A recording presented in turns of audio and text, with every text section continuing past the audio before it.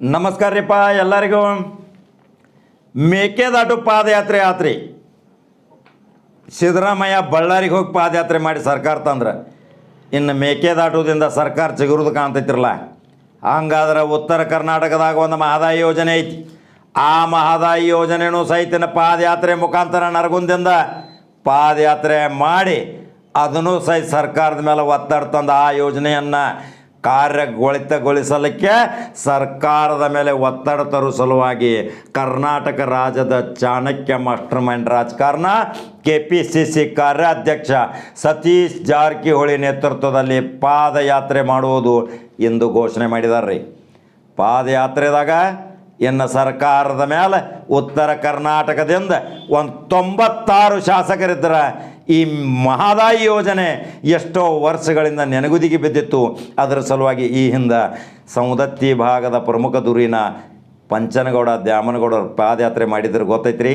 ಬಸವ ಕಲ್ಯಾಣದಿಂದ ಐಕ್ಯ ಅಲ್ಲಿಂದ ಕನಕುಂಬೆವರೆಗೆ ಪಾದಯಾತ್ರೆ ಮಾಡಿದ್ರು. ಅದೇ ರೀತಿ 5,000 ಜನರನ್ನು ದಿಲ್ಲಿಗೂ ತೊಗೊಂಡು ಹೋಗಿದ್ದರು.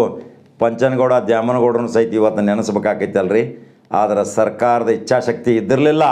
ಆ ಮಹದಾಯಿ ಯೋಜನೆ ಯಾವುದೋ ಕಾರಣಾಂತರಗಳಿಂದ ಗೋವಾ ಸರ್ಕಾರ ಮತ್ತು ಕರ್ನಾಟಕ ಸರ್ಕಾರ ನ್ಯಾಯಾಲಯದಲ್ಲೇ ನೀರು ಹಂಚಿಕೆ ಪ್ರಾಧಿಕಾರದಲ್ಲೇ ನೆನಗುದಿಗೆ ಬಿದ್ದ ಕಾರಣ ಅದನ್ನು ಎಚ್ಚರಗೊಳಿಸುವ ಸಲುವಾಗಿ ಇನ್ನು ಸತೀಶ್ ಜಾರಕಿಹೊಳಿ ಕೈ ಹಾಕ್ಯಾರಂದ್ರೆ ಇನ್ನು ಯುವಕರ ಪಡೆ ಮಣಗಂಡು ಹೋಗೋದು, ಇನ್ನು ಎದ್ದು ಗೆದ್ದ ತೋರಿದ್ರಿನ್ನು ಮಹದಾಯಿ ಯೋಜನೆಯಿಂದ ಸತೀಶ್ ಜಾರಕಿಹೊಳಿ ಉತ್ತರ ಕರ್ನಾಟಕದಿಂದ 60ರಿಂದ 70 ಶಾಸಕರ ಆರಿಸಿ ತರುವಂಥ ಶಕ್ತಿ ಹೊಂದ್ಯಾರ.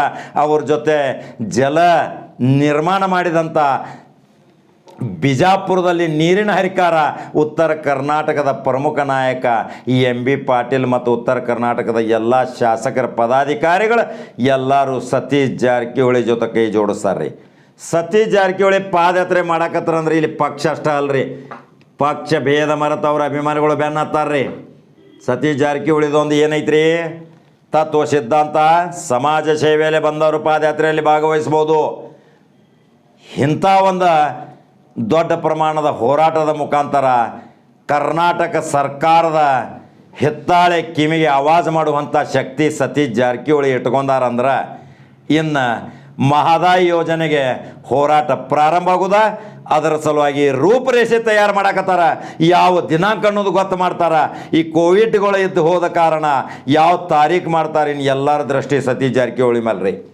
ಯಾಕಂದ್ರೆ ಮೇಕೆದಾಟುದಾಗ ಸಕ್ಸಸ್ ಆಗೈತ್ರಿ. ಬಳ್ಳಾರಿ ಪಾದಯಾತ್ರೆ ಸಿದ್ದರಾಮಯ್ಯ ಶೆಡ್ ಹೊಡೆದಿದ್ದಕ್ಕೆ ಸರ್ಕಾರ ಬತ್ತು. ಇನ್ನು ದಕ್ಷಿಣ ಕರ್ನಾಟಕದಾಗ DK ಶಿವಕುಮಾರ್ ಪಾದಯಾತ್ರೆ ಮಾಡಿ ಅಲ್ಲಿ ಹುರುಪು ಹುಮ್ಮಸ್ಸು ಕಾಂಗ್ರೆಸ್ಗೆ ಚೈತನ್ಯ ಚಿಲುಮೆ ಆದ್ರೆ ಸತೀಶ್ ಜಾರಕಿಹೊಳಿ MB ಪಾಟೀಲ್ ಯಾಕೆ ಚಿಲುಮೆ ಆಗಬಾರ್ದ್ರಿ? ಅಂಥ ಬಿಗ್ ಟಾನಿಕ್ ಸತೀಶ್ ಕಡೆ ಇದ್ದ ಕಾರಣ ಈ ಮಹದಾಯಿ ಯೋಜನೆ ಸಕ್ಸಸ್ ಆಕೈತಿ. ಪಾದಯಾತ್ರೆ ನರಗುಂದಿಂದ ಪ್ರಾರಂಭ ಆತಂದ್ರೆ ಕನಕುಂಬಿವರೆಗೆ ಪಾದಯಾತ್ರೆ ಪ್ರಾರಂಭ ಆಕೈತಿ. 106 ಕಿಲೋಮೀಟರು. ಇದು ಒಂದು ದೊಡ್ಡ ಯಾತ್ರೆ. ರಾಜ್ಯ ಅಲ್ಲ ದೇಶದ ಗಮನ ಸೆಳೆಯುವಂಥ ಸತೀಶ್ ಜಾರಕಿಹೊಳಿಯ ಘೋಷಣೆ ಇದೊಂದು ಸ್ವಾಗತಾರ್ಹ ವೀಕ್ಷಕರೇ. ಮತ್ತು ನಂಬರ್ 1 ಚಾನಲ್ ಫಾಲೋ ಮಾಡಿರಿ. ಈ ಪಾದಯಾತ್ರೆ ಬಗ್ಗೆ, ಮಹದಾಯಿ ಯೋಜನೆ ಸಕ್ಸಸ್ ಆಗೋ ಬಗ್ಗೆ, ಸಾವಿರಾರು ಎಕರೆ ಜಮೀನು ನೀರುಣಿಸುವ ಬಗ್ಗೆ ನಿಮ್ಮ ಅಭಿಪ್ರಾಯ ನನ್ನ ಕಮೆಂಟ್ ಬಾಕ್ಸ್ನಾಗ ಹಂಚ್ಕೋತೀರಿ. ಹಂಚ್ಕೋರಿ. ಹಂಗಾದ್ರೆ ನಂಬರ್ 1 ಚಾನಲ್ ಫಾಲೋ ಮಾಡಿರಿ, ಲೈಕ್ ಮಾಡಿರಿ, ಶೇರ್ ಮಾಡಿರಿ. ಮತ್ತು ಬೇರೆ ಸುದ್ದಿ ಹೋಗಿ ಬರ್ತಾನೆ ರೀಪ್ಪ. ನಮಸ್ಕಾರ.